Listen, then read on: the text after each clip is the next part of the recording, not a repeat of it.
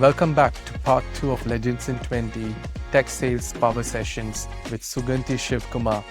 In part 1, we unpacked her journey through 3 decades of tech leadership, from Hyperion to LinkedIn, and how confidence, composure, and culture have shaped her growth philosophy.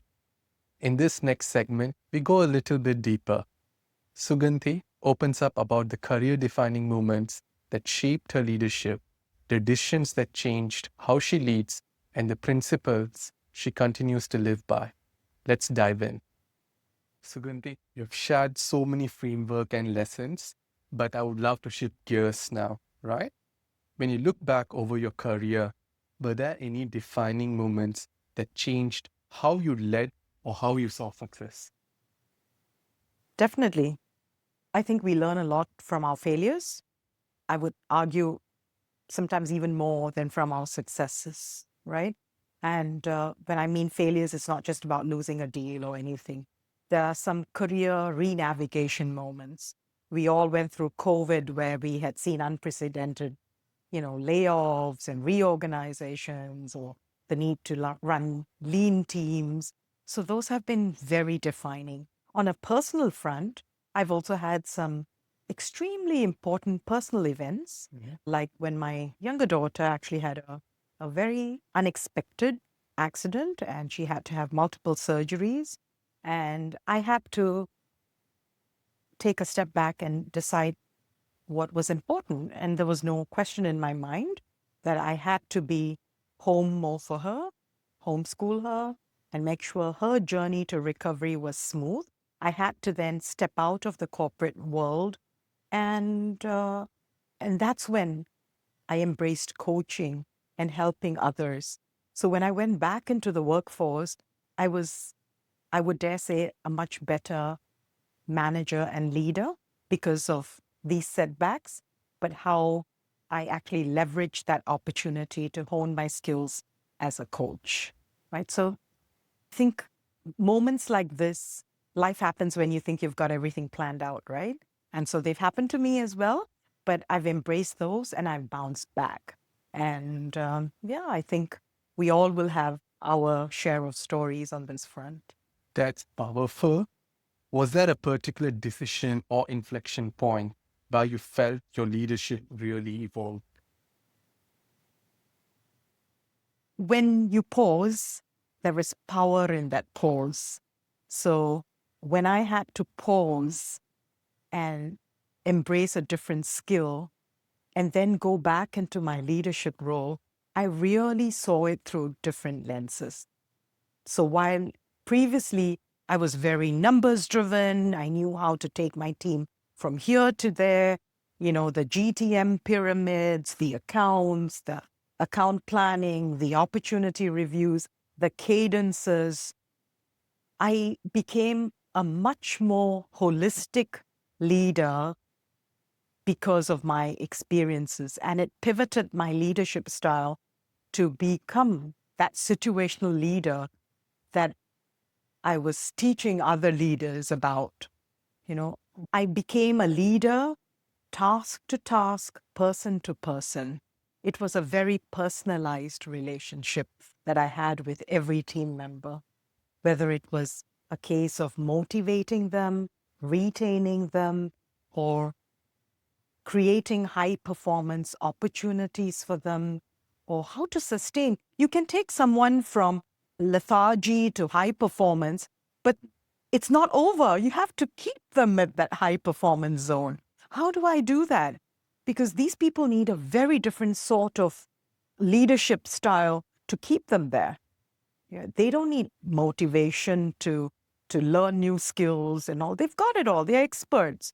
They've been there, done that, but they need maybe more challenging opportunities to keep them there. So I think those were pivots that I had to make in my leadership journey that I am really, really very happy with, because some of these people still come back to me for their career guidance and their career navigation.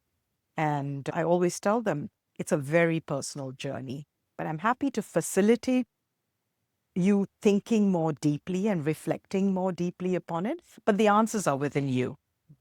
I'm not here to provide the answers. I can only facilitate you to draw the answers out of you. And I think those have been really pivotal moments in my career. Great. Now, moving back to something that's close to my heart, defining your leadership style in 3 principles. So I would say, watch others grow and help them grow beyond what they think is their maximum capability. Provide those opportunities, provide the feed forwards. I think there's ample joy in that.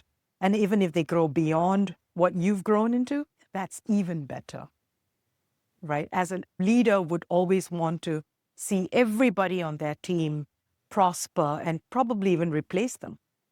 So in each of the roles that I've left behind, the people who took over my duties have prospered. And that's till date, we stay in touch and we discuss, the fascinating career navigations that we've had, because unlike in the past where people thought it was a corporate ladder, it's really jungle gym, as Sheryl Sandberg calls it in her book Lean In. Yeah. It truly is a jungle gym. And some people have careers by design, some people have careers that are not so well designed. It doesn't matter. There's no proven path to success. But just accepting that my career is not a linear progression, but I have to seize opportunities and do things. I think those really fascinate me. And I really believe in that. And I nurture my teams to just seize the opportunities and keep growing, right? Nothing's going to hold you back, right? If at all you don't succeed, it's okay. Fail fast and do what you like better. I think there is no compromise when it comes to building the trust score, the integrity, the accountability, the transparency, right? And even the vulnerability. As a leader, you should have all of this. You're a package, right? And as a leader, the other thing with humility and courage I always accept is that you're not expected to have all the answers. If you had all the answers, you don't need such a big team. I truly believe in the Gallup Strength Finder. Now, so I think the other thing is I believe in the collective power of teams, high performance teams, but generally the collective power of teams. It takes all sorts of people to make this world. Likewise, my team, the more varied and many types I have on my team. So I shouldn't be recruiting people who are just like me, have my interests, think like me, eat like me, or execute like me. It's not only boring, it's not going to bring that diversity and the variety to the experiences and the outcomes and the possibilities. And I truly am a believer in that Clifton Strengths, previously called Gallup Strengths Finder. So every time I have team members, I do this frequently. I keep a huge chart, behind me in my office where every member is a column and the set of traits across 4 categories that they display. I think there's about 36 traits in all. And you can see the variety. So member A may be a strong execution type person. Member B may be a strategist, right? So it's fascinating. And people also understand that, hey, I'm not here, the differences are real. The differences are good. And how do I leverage these differences for the collective strength to orchestrate the massive outcome that is possible because our team is so diverse? So I think I really hold this principle very close to my heart, that never build a team that is just like you, or it's a very homogenous, bunch of people working together. The agree to disagree moments are good, right? The debates and the discussions are good and the disagreements are good because they all lead to, you choose your hard. It's hard to manage such teams, but the prize of managing is the bigger possibilities and the bigger possible outcomes. Love that. Now let's wrap up with something lighter. A quick fire round to get to know the leader behind the strategy, right? So what's the most powerful lesson a mentor ever gave you?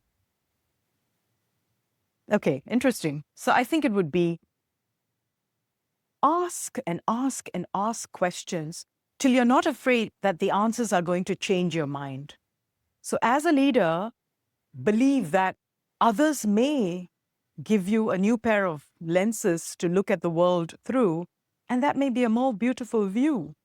So I think that is a very powerful lesson that I've embraced, and I try to embrace every time. Einstein said this beautifully. He says, people think I'm a genius. Actually, no, I'm just incessantly curious. I ask and ask and ask like a 5-year-old child until I get my best outcomes. So I think that's something I try to do as much as I can. Great. From a powerful lesson to one myth about sales leadership you would love to bust. So sales leadership is all about numbers. Just do it. Your job is, secure and you're going to go places. I think that's really a myth because sales leadership is about building a cult and a culture and a fan following that clearly understands what we are here for, how we're going to do it, and that safe space to fail and to recover, and the numbers will flow automatically. It's about the tenacity, the resilience, the courage to embrace change and to keep moving one's comfort zone. A book, a quote, or a ritual that anchors your daily routine. Wow. Okay, a quick one that comes to mind is Helen Keller. So Helen Keller couldn't see the world. She couldn't hear the world from the time she was 19 months old. She's an author. She's a political activist. She's a disability advocate. She lived to 87 years old. And she used to ask this very powerful question that I often ask myself, what is worse than being blind? And for somebody of her disability to ask, what is worse than being blind? And her answer was even more powerful than her question. She says, it's to have the gift of sight, but no vision. So think about it. We are fortunate and blessed to have the gift of sight, but how many of us really use it to create and to empower ourselves with powerful visions and then to manifest that visions through our execution and the outcomes? So that really drives me. Okay, that actually got me thinking in a good way as well. Coming back to the anchor, one of the boldest risks you have taken, Suganthi, and that actually paid off. Okay, so I think I'll do from a career viewpoint. I'm an accountant by training, chartered accountant, closing books, auditing, doing all the fun stuff that, accountants do. And I pivoted my career nearly 3 decades ago into the wonderful world of software and all its possibilities. I think that was a very brave move. And even in that, I started off as a software trainer, moved into resource management, consulting, client relationship management. And then another huge, bold leap that I took was to move into sales. And boy, am I glad when I look back. When I say moving comfort zones and looking back and saying that wasn't that comfortable, believe me, I've lived through those. And it's such a lovely journey since. And I'm so happy I made that bold move. In fact, when a sales director approached me to take on a sales role, I said, me, are you kidding? Me in sales? And some of my best recruits have also been my best pre-sales guys who have the courage to hold a number, or my best BDR or SDRs who manage to hold a number. And time and again, I've proven that all you need is that courage and the attitude to embrace that change. Talking about attitude, this is a very, very powerful word. Attitude, as it spells, if you assign, we all know that the English alphabet has 26 characters. If you assume A is 1, B is 2, C is 3, you get it till Z is 26. And you assign those numbers to every alphabet in the word attitude, and you add that up, it's magic. Attitude is 100% behind everyone's success, and I clearly believe in it. And I'd love every team member to actually embrace this, to make sure that they seize the opportunities and create the possibilities. Well put. Now let's assume you have a time machine and you're able to go back in time and meet your 25-year-old self, what or how would you coach her? Wow. I would say start learning early, keep learning throughout your journey. Your future will send yourself a thank you note for all the lessons that you've embraced throughout your life and applied throughout your life and the opportunities that's helped you seize. Build out your networks because your networks are these little nuggets of gold. Never dismiss anybody in your journey. You never know when they show up again. You've lived such a rich and inspiring journey, Suganthi. If there's one message you would want every aspiring leader listening today to take away from your story, what would it be? So, leadership is a very personal choice. Some people prefer to not embrace leadership, which is also fine. There'll be superstars and rock stars as an individual contributor. But if you're aspiring to be a leader, make sure you understand your brand of leadership that you want to build, that trust factor that you need to build, what it encompasses, and start building that personal and professional brand early on. Stay committed to the journey. It's a very personal journey. Focus on your journey. Don't be distracted by someone else's journey, and don't be comparative or competitive with others' journey, because guess what? There's only one of you, and your journey is very special. So make that happen no matter what. And don't get distracted, and just build your leadership brand that you want to. So when you walk out of a meeting room, do people say, wow, I miss that person's charisma and, style and presence? That's a perfect note to end on. Thank you, Suganthi, for not only sharing your playbook, but your heart and wisdom as well with us. Yeah. Thank you, Kai, for having me here again. It's been a pleasure sharing. And as I said, it's nothing legendary, but it's just 30 years of hard work. Well put. And thank you, Suganthi, for taking your time and being here. My pleasure. Yeah. That's a wrap on this episode of Legends in 20 Tech Sales Power Session. A huge thank you to Suganthi Shivkumar for sharing her wisdom and reflections on leadership, growth, and confidence. If you found this valuable, please like, comment, and share. Let's keep inspiring the next generation to lead with confidence and purpose.